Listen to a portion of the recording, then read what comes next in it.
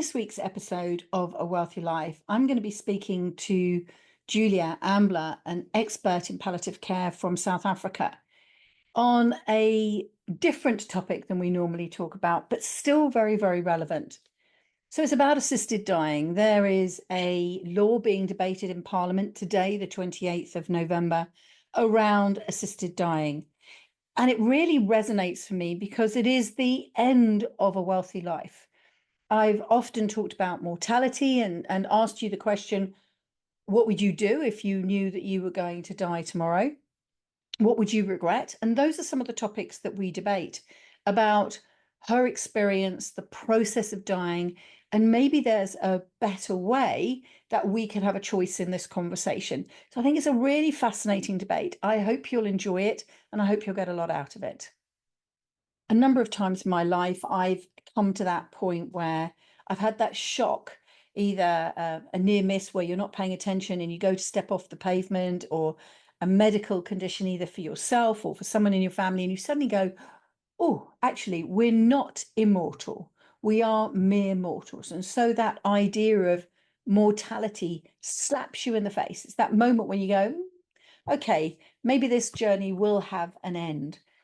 And because that happened quite early on, some 30 years ago, when I had a bit of a drama when I was having my children, it made me realize from really quite an early age how vulnerable this life is. And I think that was the seed that started the idea of first a mortality moment, and then from a mortality moment into a wealthy life, and how we ended up with everything we do now.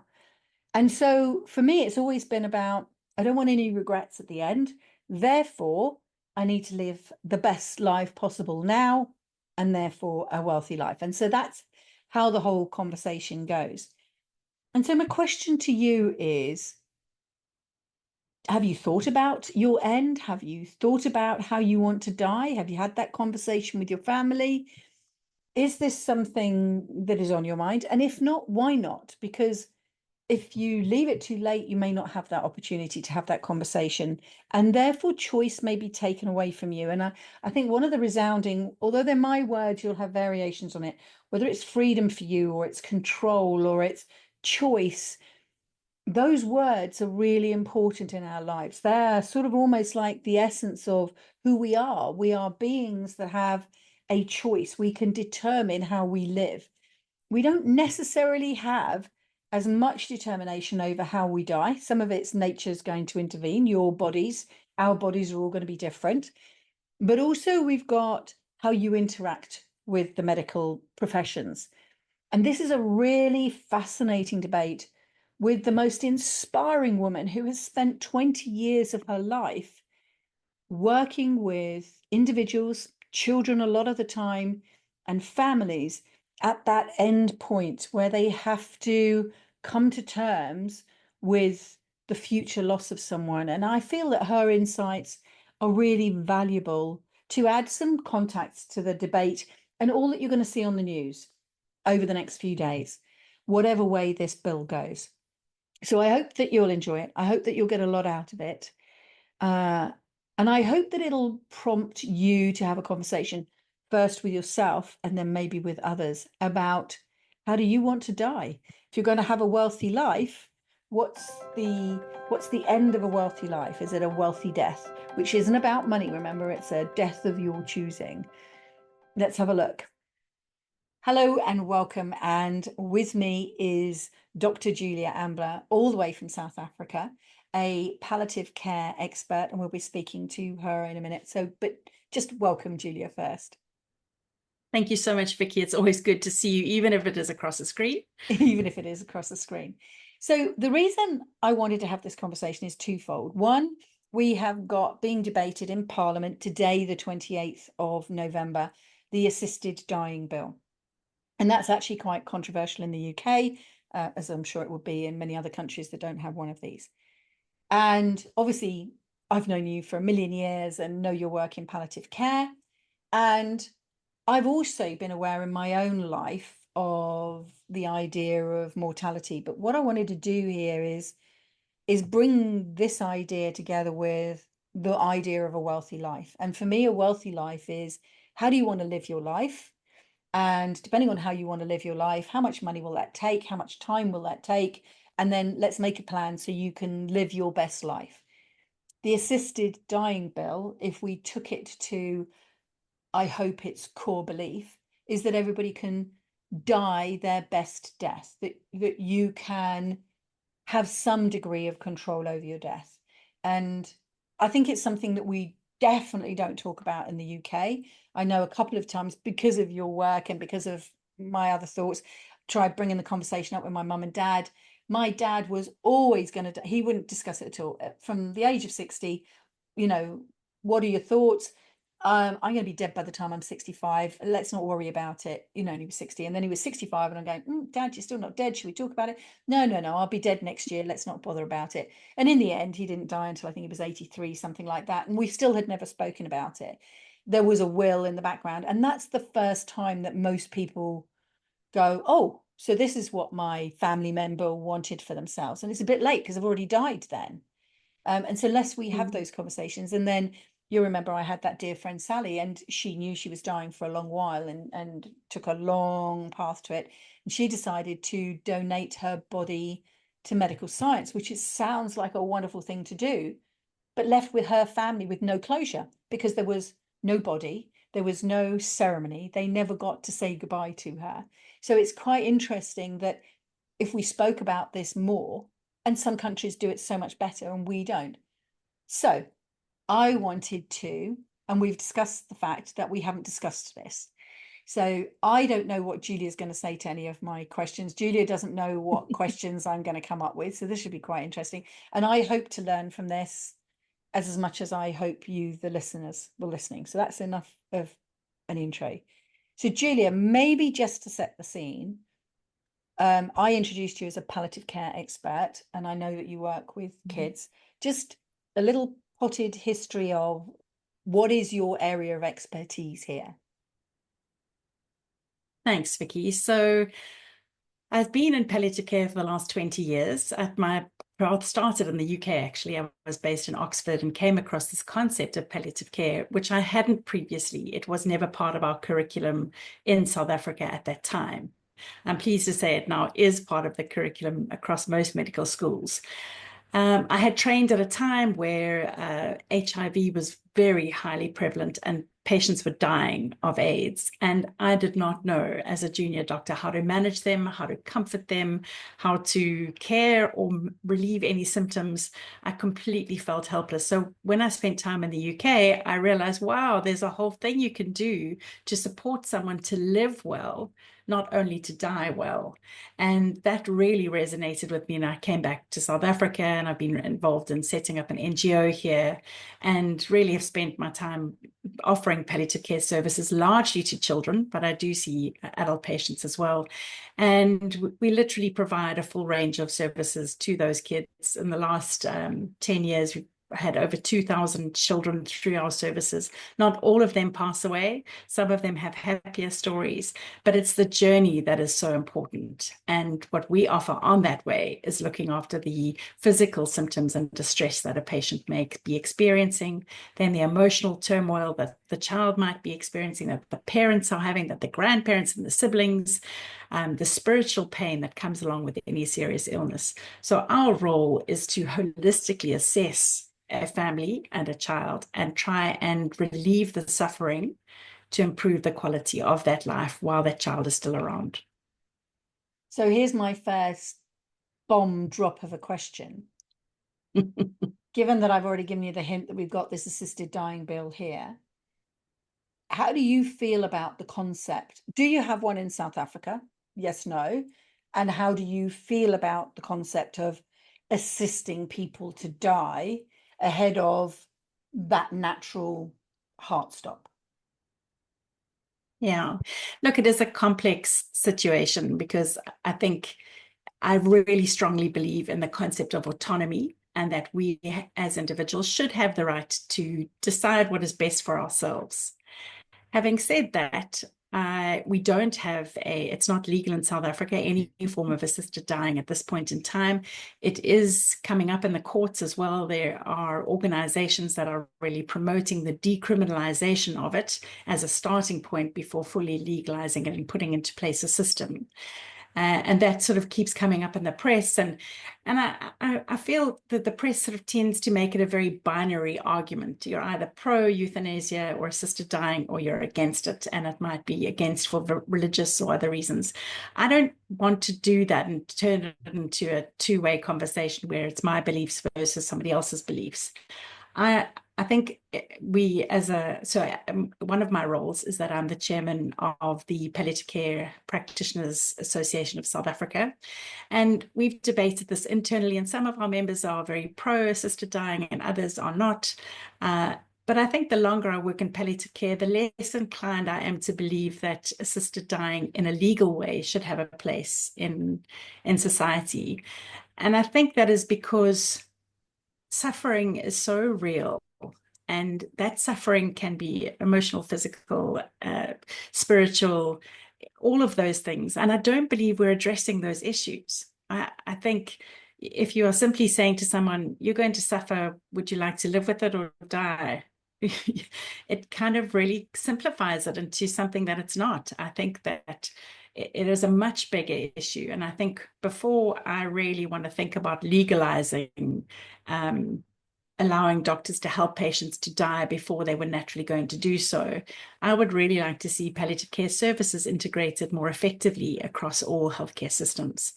And that's really where I want to put my energy. So I don't know if that answers your question. Yeah, no, it does. And I think that that's when one of the arguments that's been muted this side, they've done it the reverse way, that if we pass the assisted dying bill, then they won't put the funding into palliative care. And you've mentioned that you started off in palliative care in the UK or coming across the concept here, that I think, goodness me, the whole of the NHS hasn't been well funded for years. So the fact that we then pick on palliative care, a couple of weeks ago we were talking about women's gynecological health. So we can pick a topic, any topic you like, and the answer generally is going to be there hasn't been enough money in that area.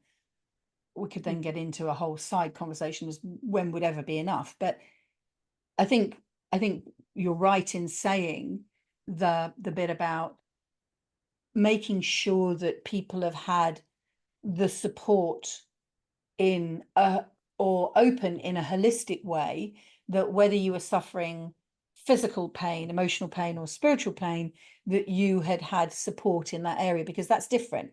So if you've got something that's going to give you chronic pain, then there could be pain relief.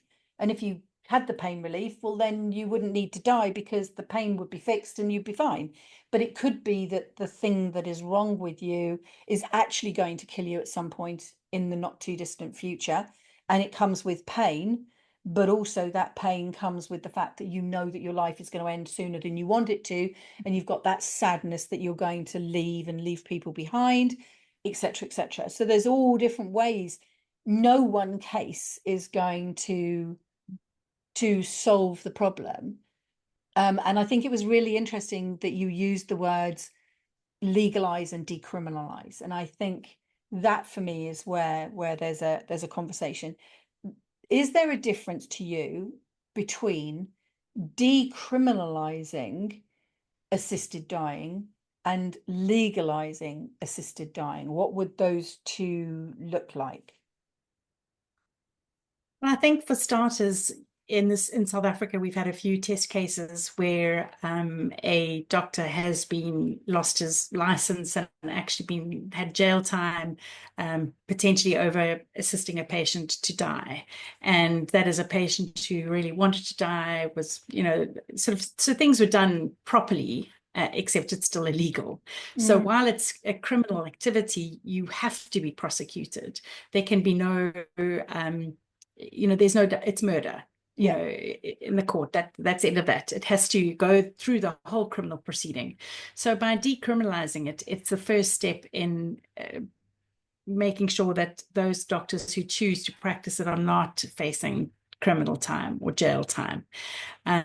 So I think it's the first step in a long run of things leading up to having a full-on assisted dying bill, which then means that it is, free for anybody under the right circumstances. I think one of the things that does concern me is there's one thing to decriminalize it where people could look at the circumstances of the situation and say, well, gosh, looking at all of that, it's he didn't do a bad thing. He was helping his mum when she died. So we can stand back and judge each case individually and say, well, that wasn't so bad in that case. I think what is more worrying is when it now becomes a treatment option. So I was listening to a Canadian podcast a number of months ago where it has become part and parcel of daily practice, and they call it MAID, medical assistance in dying there. And it's now almost a treatment option. So, and I'm sure not every doctor does this, but you have to say to someone, well, you have got cancer. We can treat you with chemotherapy, radiotherapy. We can do nothing at all and watch and wait, or we could offer you medical assistance in dying. And for me, I just think that goes against everything as a doctor, my oath that I took to protect patients and to promote, good living. I kind of feel if I was now in a position where I was expected to offer that to patients as a treatment option, it just wouldn't sit very well. And it was quite an interesting podcast because I think it spoke about the kind of the individual difficulties that doctors would have having to make those decisions about, do I offer this, do I not? So I think that in South Africa, the decriminalizing would be the first step to the next step, which is then, well, why not we fully legalize it and we have a bill that says we should be doing this particular thing. It's interesting, isn't it? And I think that idea of it being a treatment, hello, this is your diagnosis. Like, yes, we did the scans. If you'd like to come in, I want to have a chat with you. Right. So you've got this lump and this is what's going to happen. Half the time when a doctor speaks to you, you've got to have someone with you translating, because the minute a doctor says anything to you, it's like a shutter comes down and you head off. And I remember going with a few friends to doctor's appointments, and the doctor says something, and because I'm slightly emotionally involved because they're my friend, but it's not happening to me, so I could like put myself outside my body and observe. And they're saying things, and then I'm looking at my friend, and my friend's gone blank in the face, and the doctor's just chatting on, and half the things the doctor's saying I'm not grasping. And then going to my friend, did you understand what they said? No, just look at me a minute. Did you understand what they said? I think so. Well, what did they say? I don't know. And I know one of the big conversations we had when you came over here on a course, you were actually teaching doctors how to speak to patients, if I paraphrase it like that. But that whole idea of, if I went in and there's like, hi, you've got this lump, and then you wander off into all this jargon, and then somewhere in there you go, well, you could die painfully, we could do nothing, we could give you some meds, or we could help you to die.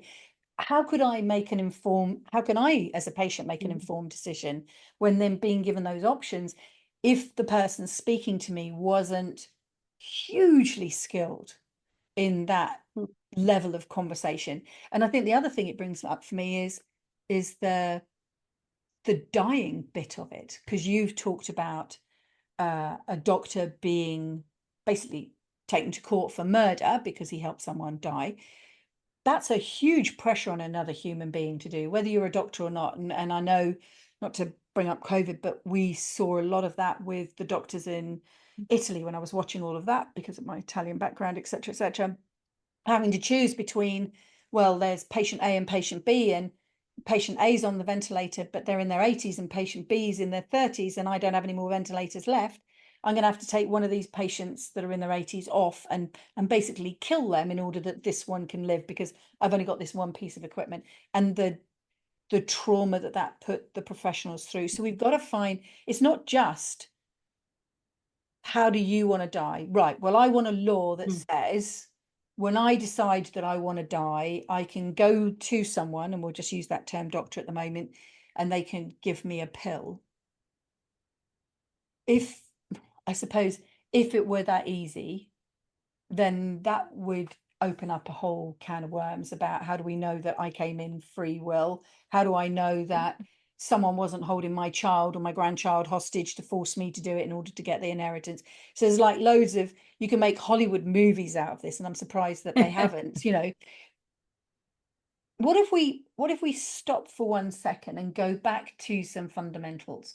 with your experience of all of the people, so both working with the parents of a dying child, and then I know you've also worked with some adults who've been terminal and some children, and then also some that are very sick and make it through. But if we just think about the terminal ones for a minute, what are the most common fears that a terminal patient has, first of all, at any age? And it'll be different, maybe, I think, I don't know, for adults and children, because of their exposure and therefore their breadth of experience as to what they could worry about.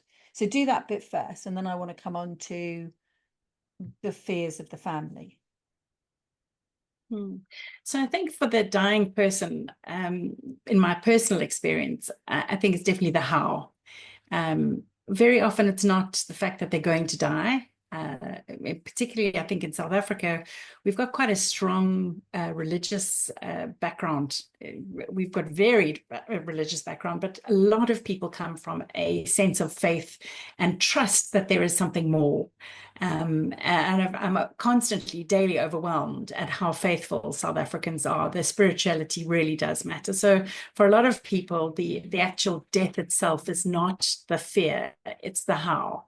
Will I be in pain? Will I be short of breath? My own particular mother had a tongue cancer that had spread into the lymph nodes of her chest. And one of her biggest fears always was choking and being short of breath. And I remember as a child, her sort of pestering me, don't eat so fast, don't eat so much, you're going to choke, you're going to choke. So it was a lifelong fear of hers. So, and when I would go and visit her and ask her, how are you doing today? Some days she'd say to me, well, it's enough now. Can't you just end this for me? And I'm like, no, Mom, I can't. It's illegal. I don't do that. But I'd come the next day and she'd be feeling better. And so she would constantly be swinging between wanting it all to be over and then not wanting to go because she'd had a lovely day. So I think, so it's definitely the how they might die. And then I think it's also the unfinished things that people worry about. For the teenagers that I've worked with, the sense of it's not fair, I'm only young, I haven't had my chance yet, I really wanted to finish school, I was top of my maths class, I really wanted to win the prize. And it sounds quite minor when it comes to death, but those are the things that are so important, whether it's a relationship with someone, people regrets that they haven't said goodbyes or they haven't loved enough, they haven't given enough. For children, very often the fears are around their parents. I don't know that my mom and dad are going to be okay when I'm gone. And we hear that over and over again. Even young children worry about their parents because they know what it's going to mean for their parent. So it's fears for things that are left undone, that are not finished. It's fears for the loved ones being left behind. How will they cope with my absence? And I think even adults feel that about their loved ones. But for children, they know it's not a normal rite of passage, that they should outlive their parent. We all know that. And somehow when it's the wrong way around, it doesn't feel quite right. So yeah, the how, the unfinished business, the what I didn't get to do, the relationships, and then the people that are left behind. I think those are probably the biggest fears in my experience. And it's interesting because I forgot actually that even asking these questions that it would end up making me cry, which is good that you kept talking long enough so I can pull myself back together again. But that bit there where it's sort of like, it's, if I encapsulated in a regret, the things that I didn't do, the things that I'm not going to get to do, all of that. And I've spoken before about this idea of mortality, and I had a couple of near scrapes myself, and that idea of I never wanted to be in that position.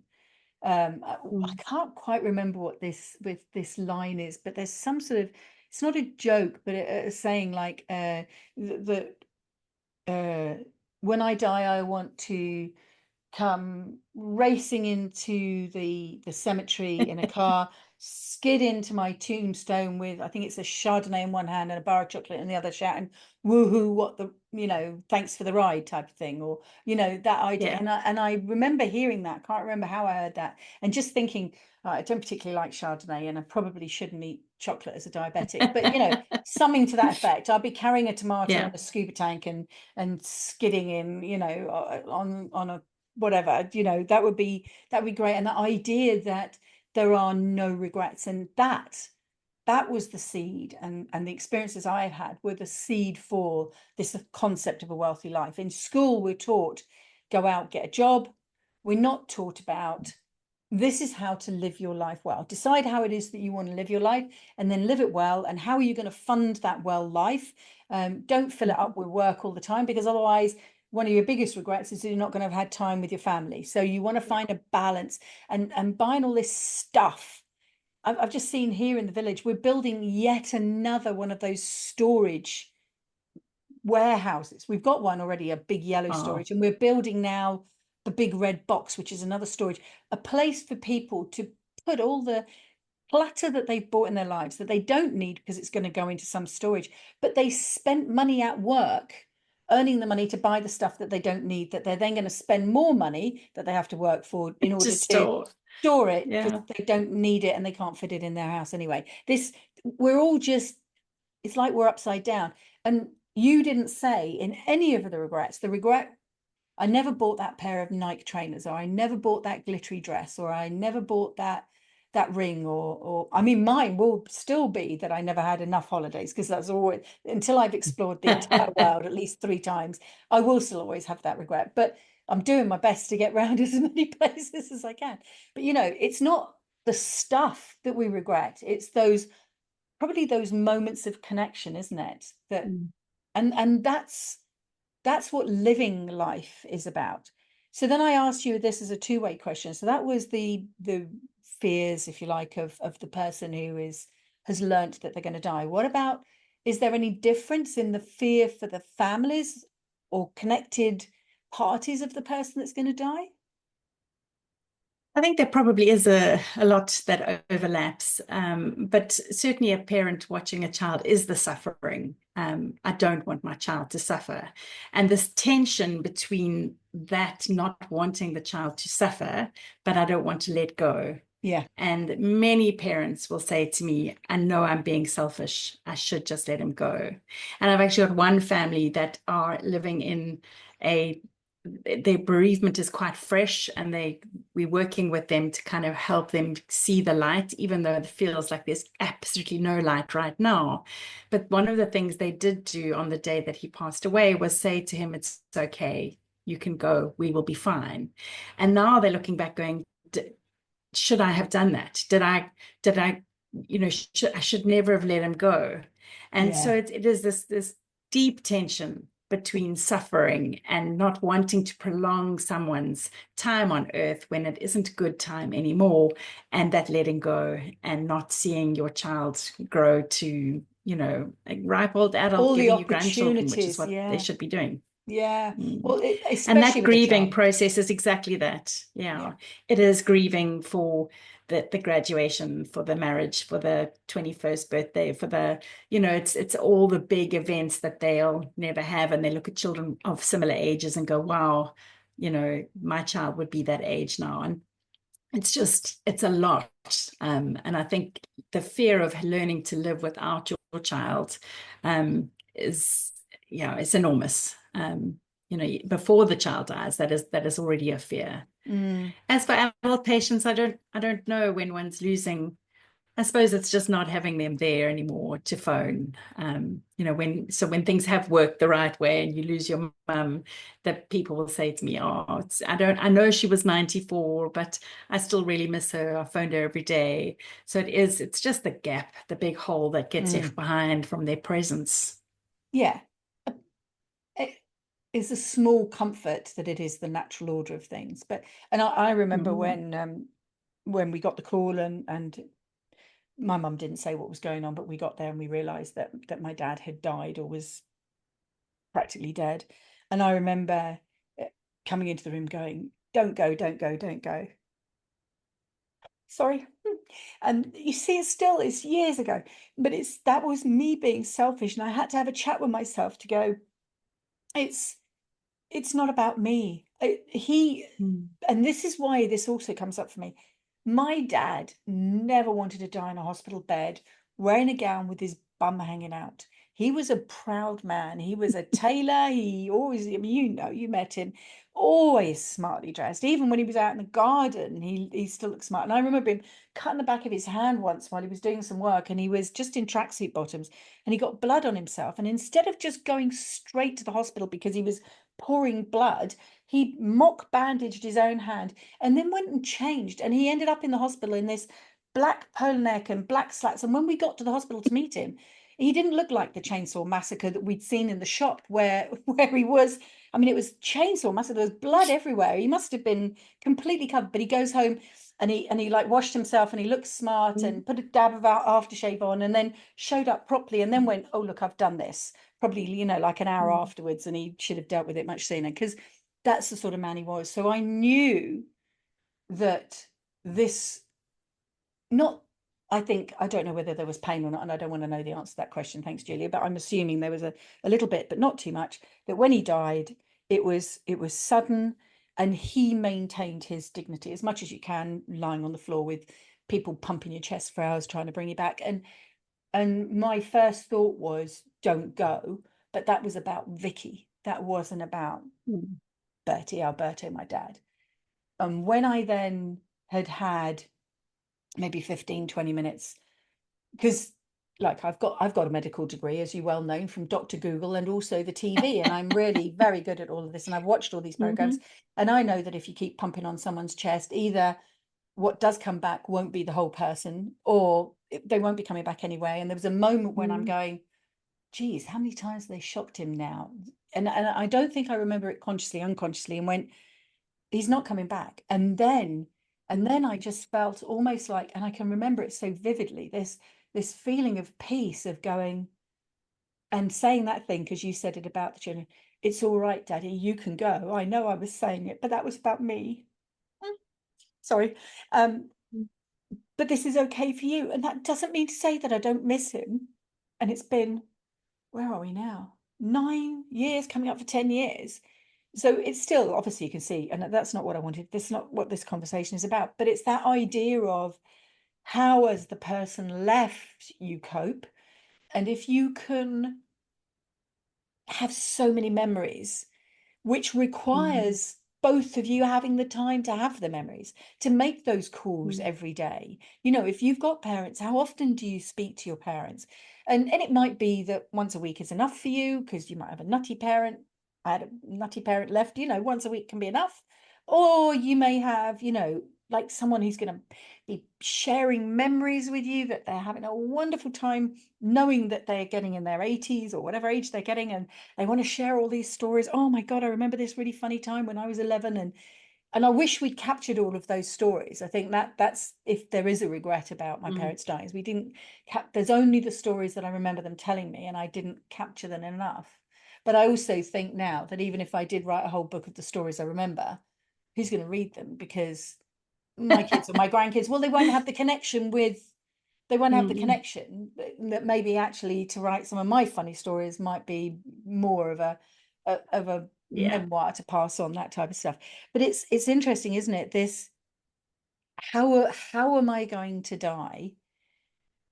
When you come to that moment, that how am I going to die? And I suppose some of it is, as you said, my fear is not being able to breathe properly. In the case of your mum, am I going to struggle? I mean, my mum's death was horrific, and I'm not even going to go there, because if I cried at my dad's, which was a good death, I'm going to be a wreck, and you're going to have to get on the nearest plane to fly over and console me. But that was horrific.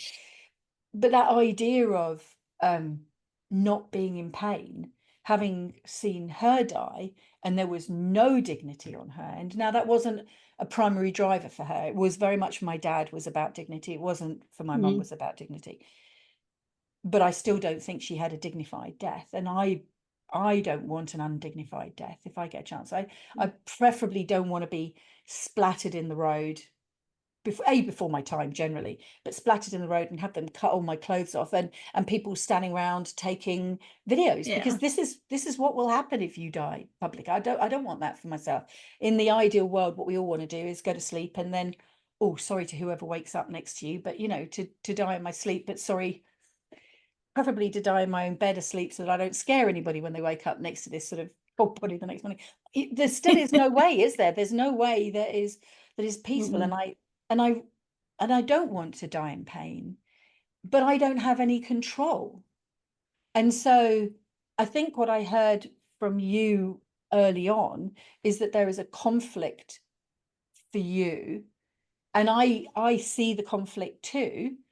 But if I could ask Julia, the non-palliative care expert, the not mm, doctor, what about your death? Do you have a desire to control your death, or do you think about, I mean, goodness, you live this, and I just think you're the most amazing woman, and you know this anyway, and I'm not gonna, sorry, just embarrass you and everything else. You know how I feel about you. You know I love you to bits. But how, if you can drop the whole my career path, what about mm, Julia, the human being? What about, do you think about your death and how you want your death to be? mm. I think, well, you've asked a good question because I clearly think about this quite a lot. And I think for me, I probably wouldn't choose an assisted dying moment. I obviously can't say for sure right now with I'm in the peak of health. And so it's not a threat.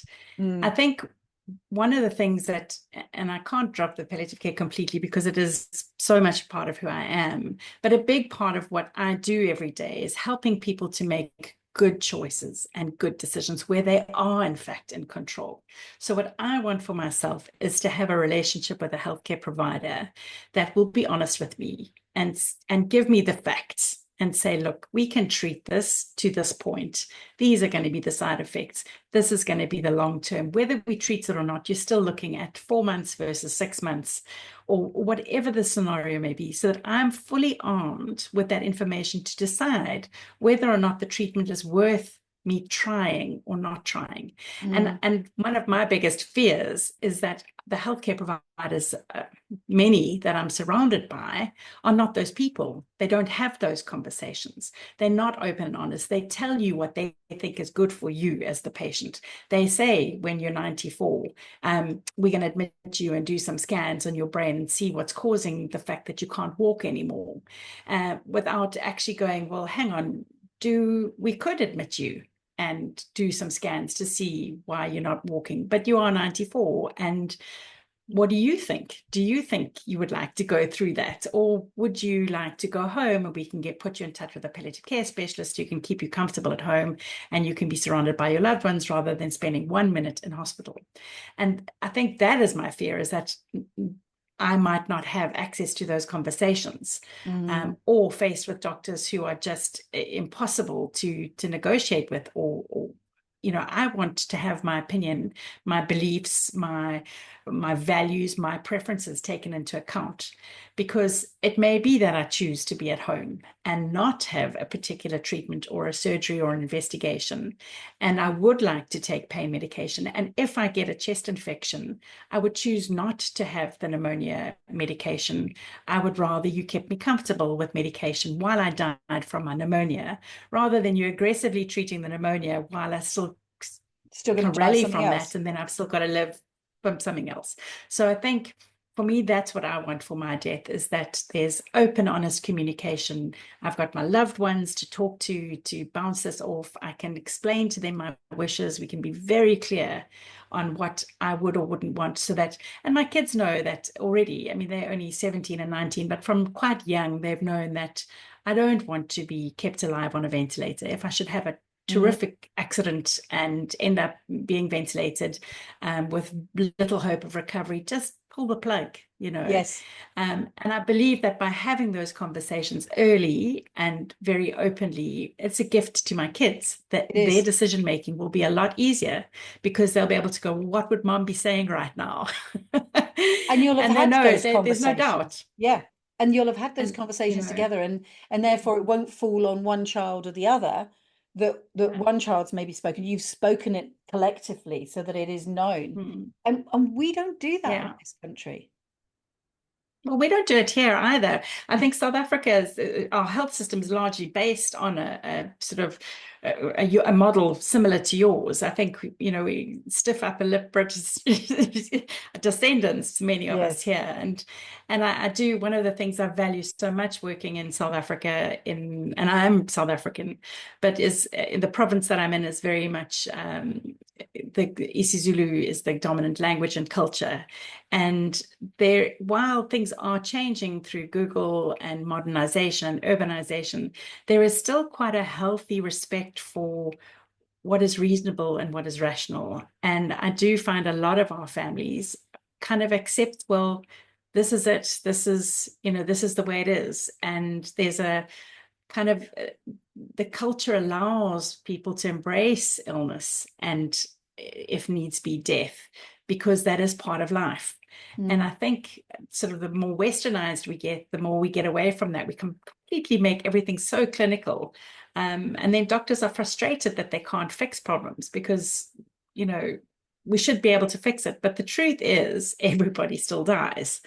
So I think that we've got quite a nice mix in South Africa. I don't believe that we are ready to even be talking about assisted suicide. Lots of people argue with me about that.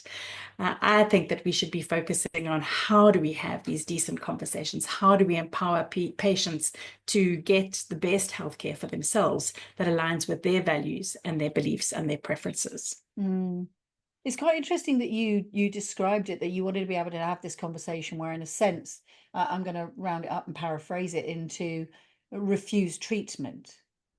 I think there's a potential fear here that something happened, and I can see how it will all trickle through, but that you get yourself into a situation where you are unable to answer for yourself, and other people make decisions for you that are not what you wish. And that maybe the balance between this is where we have things like power of attorneys, and we have DNRs, so do not resuscitates, that we could all get to a point in our lives whenever you choose to do it, and you sit down with your family, and then maybe you have obviously there's going to have to be a solicitor involved, because if it's not, it won't count and it won't be legal, but that you can stipulate that, if I'm diagnosed with something terminal, I don't want life prolonging treatments. So again, my father's sister Mutzi was in Italy at the time, way back, I think in the 70s somewhere, and she got a brain tumor, and they operated. Oh no, so first of all, she got a lung tumor. She smoked extremely heavily, like you would expect an Italian of the 70s to have done. Never, not a cigarette in her hand, but terribly glamorous. That was all their side of the family. So one lung was removed, and then it spread, and she was okay, and then it spread a couple of years later to her brain. So then she got brain tumors, and eventually she went from, again, this incredibly proud, beautiful woman lying in a bed. She'd lost all her hair. She was unable to blink her eyes. And my dad would travel every Saturday night. He'd get over to Venice and see her on Sunday, and every Sunday night get the sleeper train back to be back at work late on Monday. And he would do that every week or every other week.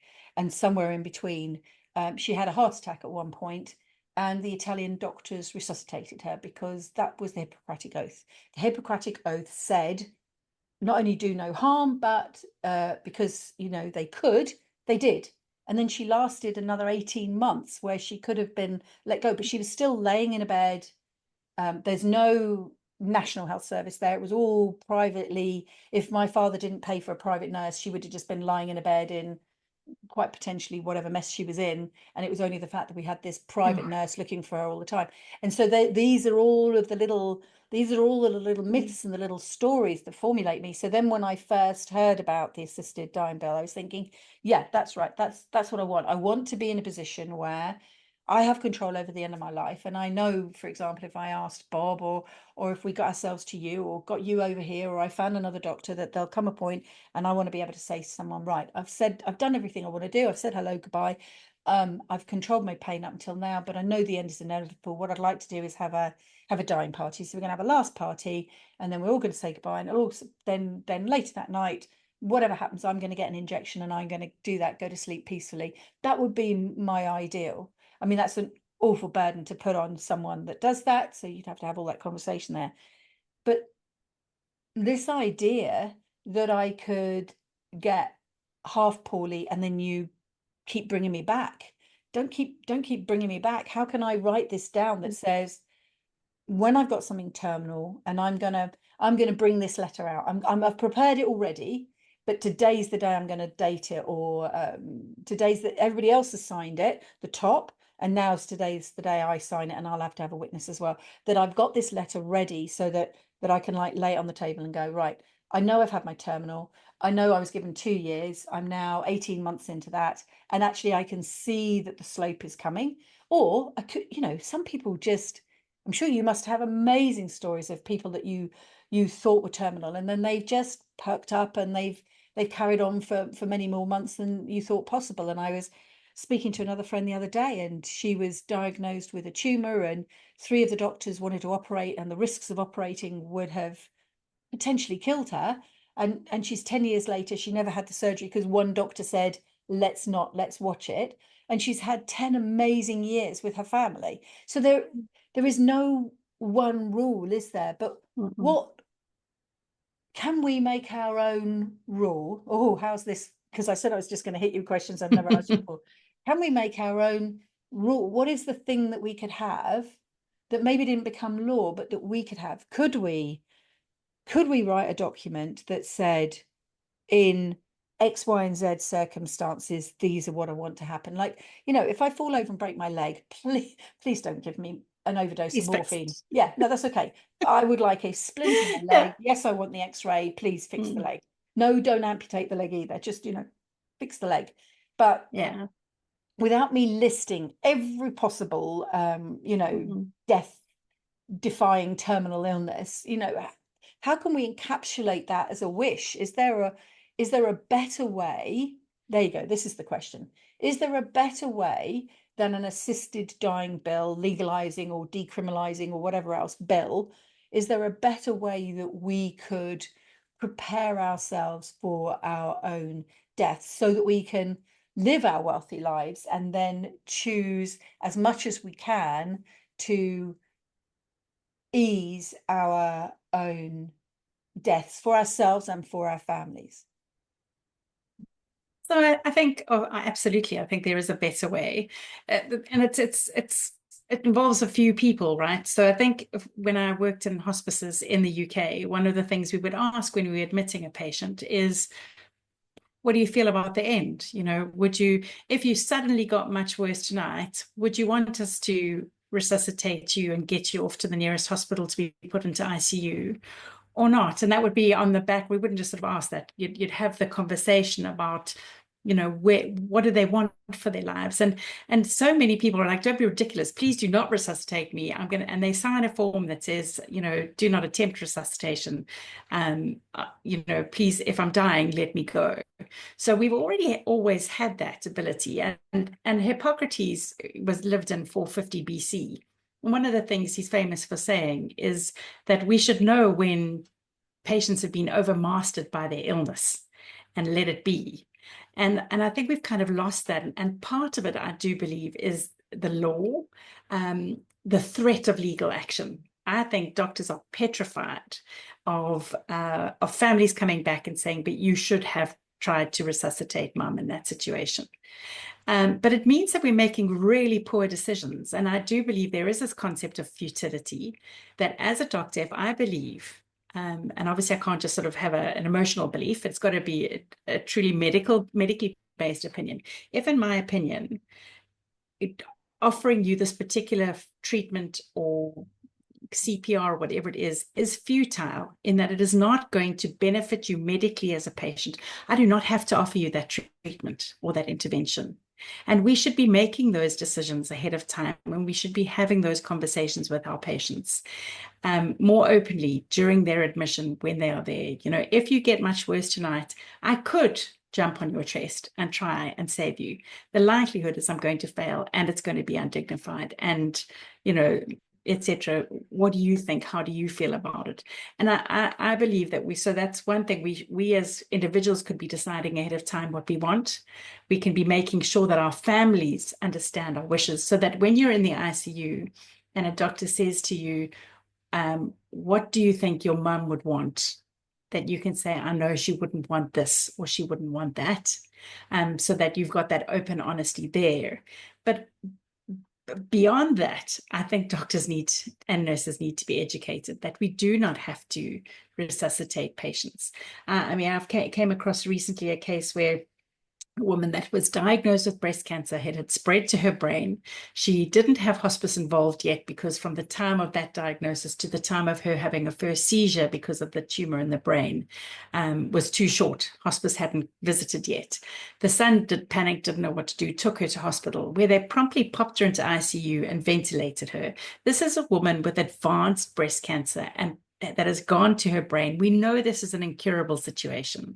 They then spent 6 weeks breathing for her, putting a tracheostomy in, putting a feeding tube in. So that's 2 more surgical procedures that she had to go through.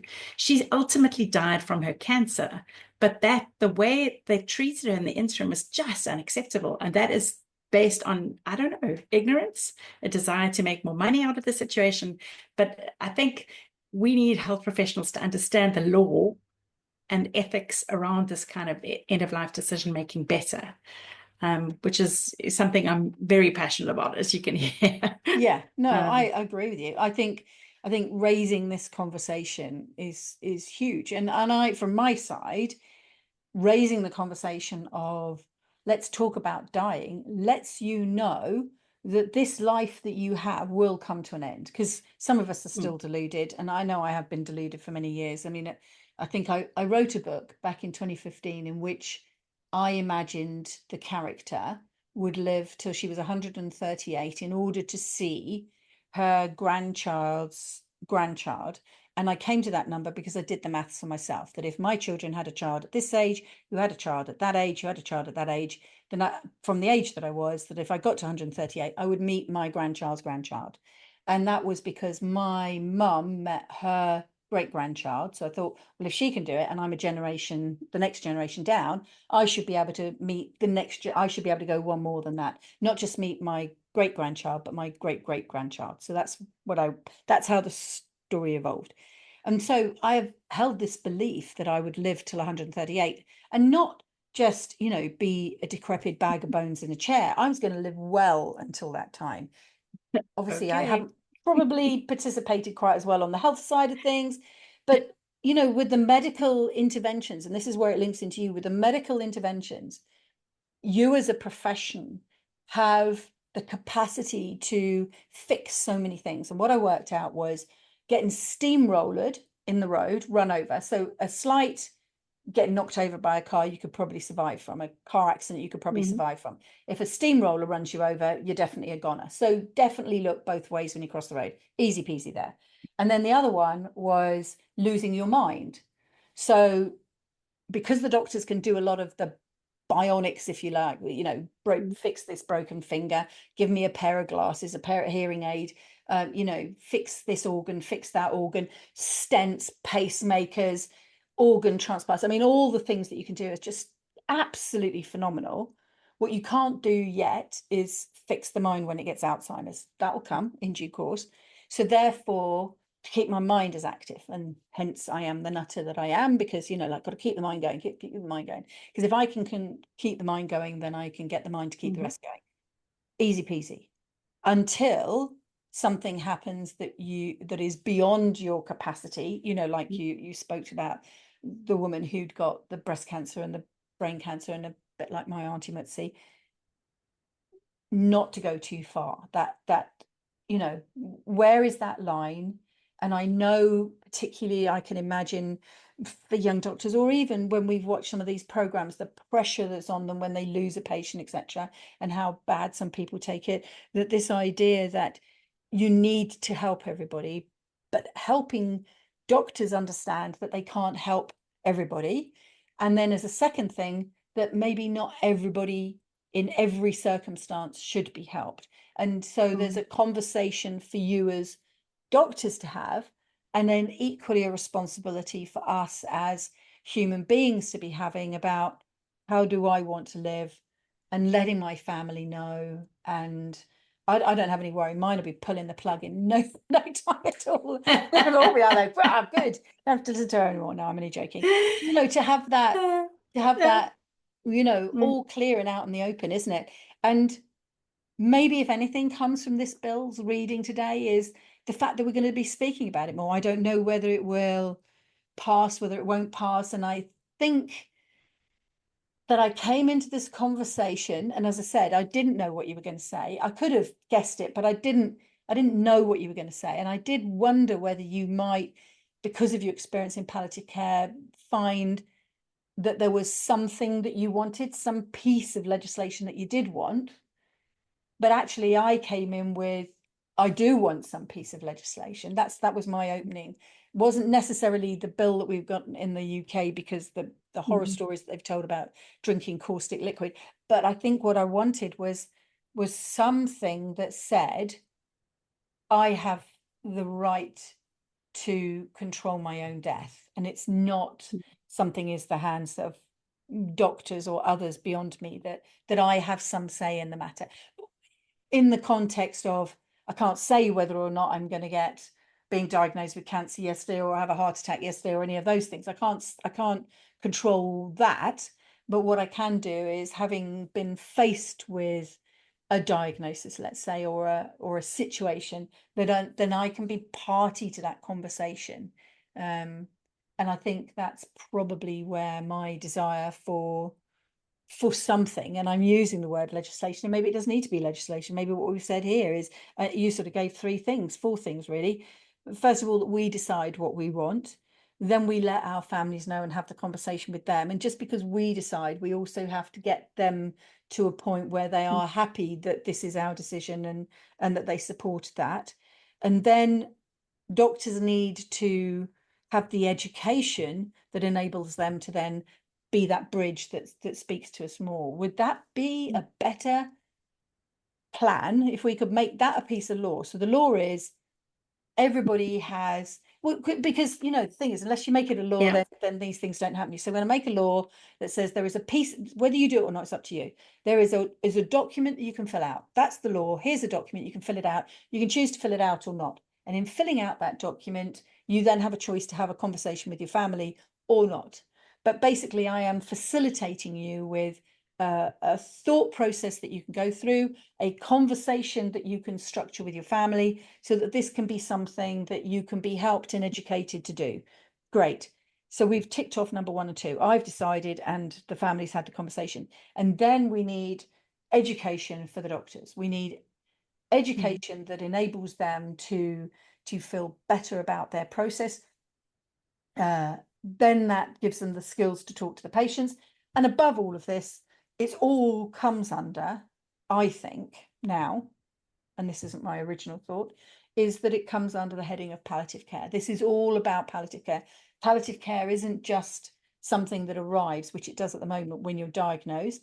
Palliative care is something that we speak about all the way through our lives, that it is something that is as taught as maths and English and everything else. This idea that in families, there's always somebody who's older, so we're going to have that conversation right from the grandchildren. We're having the conversation and be aware of it, so it's more open than it is now.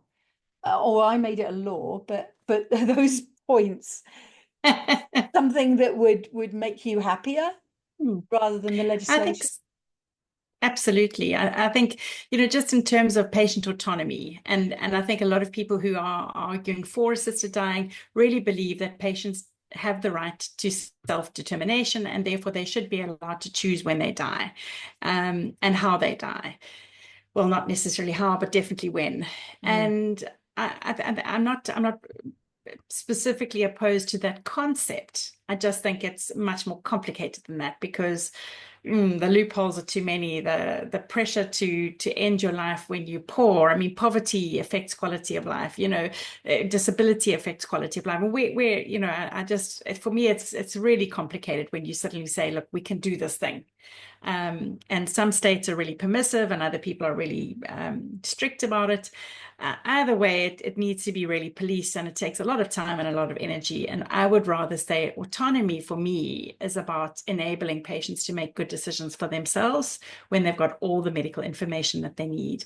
So really, I think that the communication skills training that our doctors have, and it doesn't have to be a doctor, it could be an expert nurse. Every oncology practice, for example, should have somebody that every patient goes to see to discuss, their preferences, their ideas, their concerns, all their kind of alongside their treatments and the medical things, but somebody else sort of guiding them through the bigger picture of what it's like to live with a diagnosis of cancer.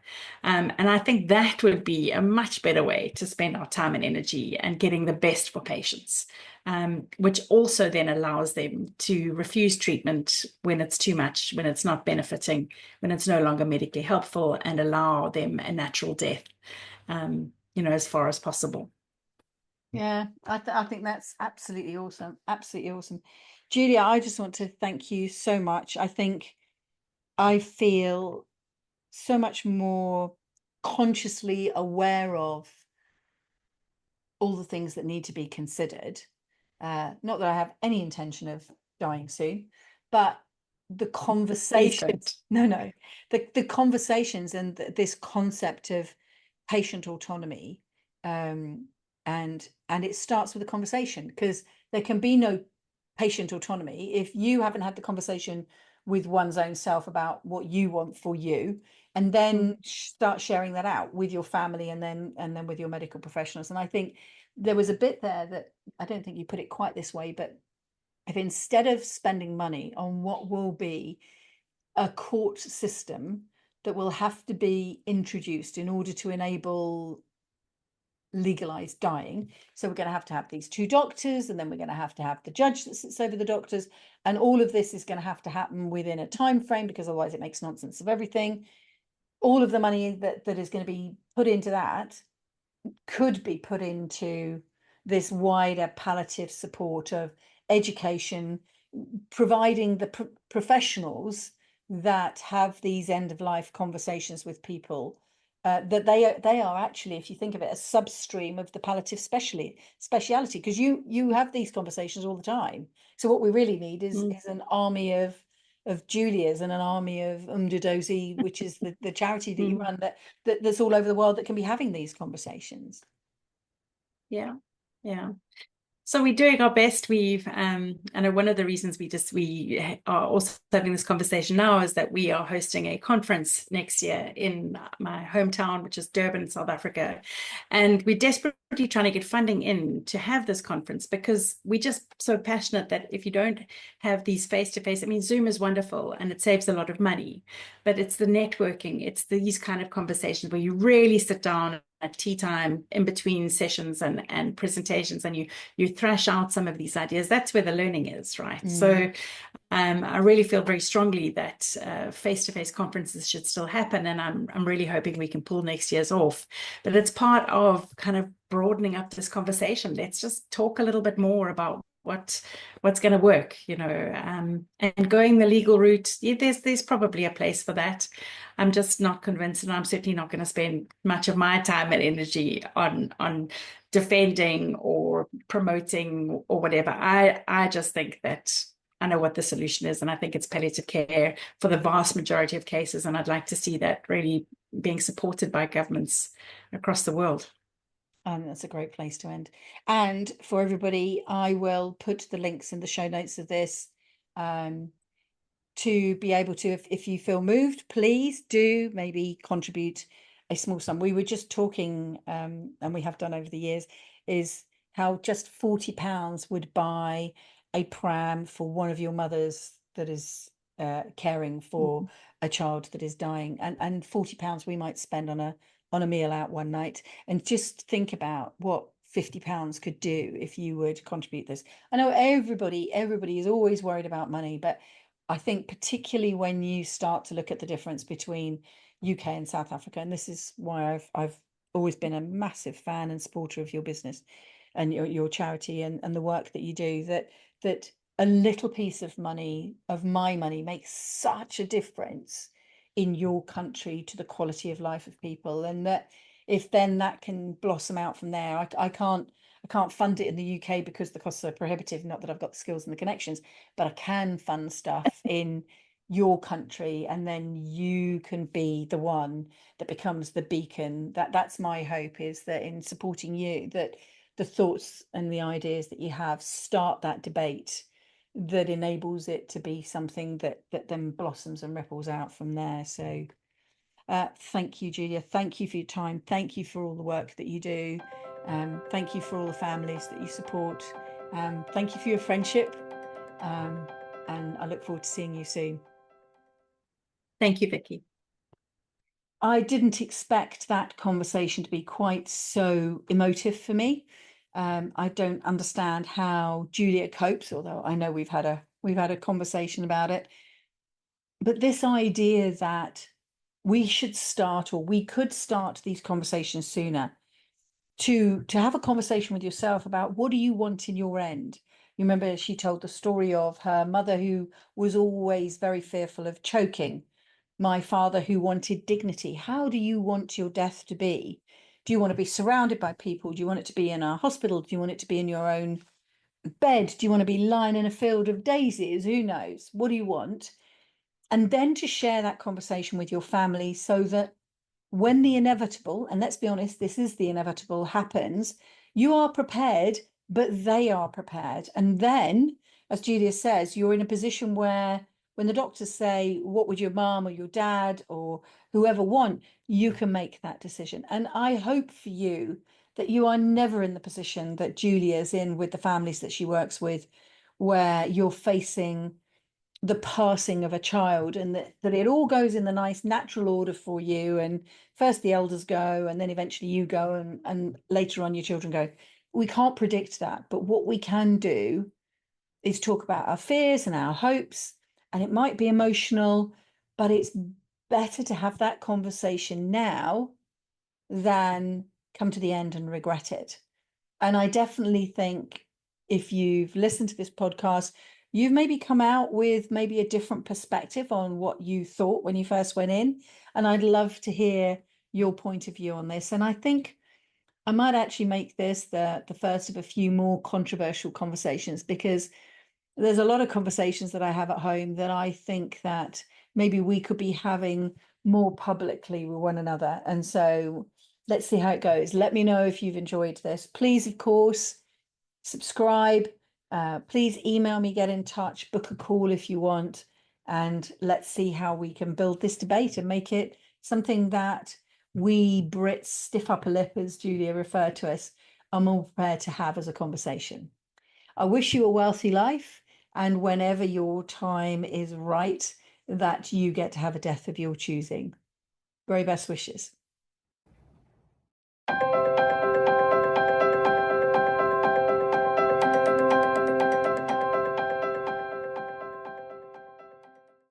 You'll have heard Julia Ambler in that conversation, palliative care expert and chief of the Palliative Care Association in South Africa. She mentioned that they're having a conference in June next year, 2025. And as you can imagine, they are a charity, and all their efforts are focused on working with the families and the children that they support. And I thought if you wanted to show your appreciation for this podcast, that you might like to make a donation towards the costs of running this conference next year. The money that we spend in this country is worth 4 times or 24 times in South Africa. So a donation of between 10 and 50 pounds will make a massive difference to the ability to raise the conference and the ability of Julia and the team to do the work that they're doing. If you would like to make a donation, please follow the links that are in the show notes. And I do hope that you will be able to donate something to this incredible team that Julia heads up, supporting people at the worst moments of their lives. Thank you.